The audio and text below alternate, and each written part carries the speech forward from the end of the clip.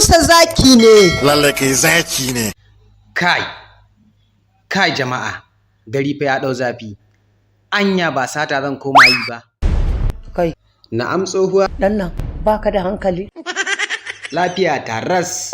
Ke ni fa akan kuɗi da kike gani na nan babu abin da ba zan iya ba.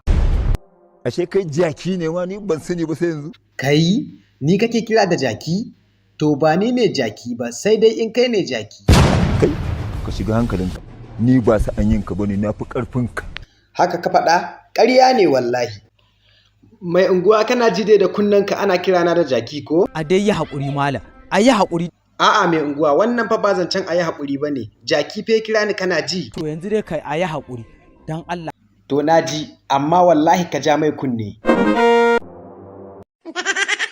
A, Baba ɗan Audu me ke faruwa ne? Bak! Na lillahi wa inna ilaihi raji'un. Kai, Baba ɗan Audu, to wai wacce irin masifa ce wannan? Kai da na ji an ce har mota kana da ita. Ina da mota. Shi kenan ai ta faru ta ƙare, ita ma 'yan ƙurƙurar da nake tukawa ba gashi nan ba ta tsaya.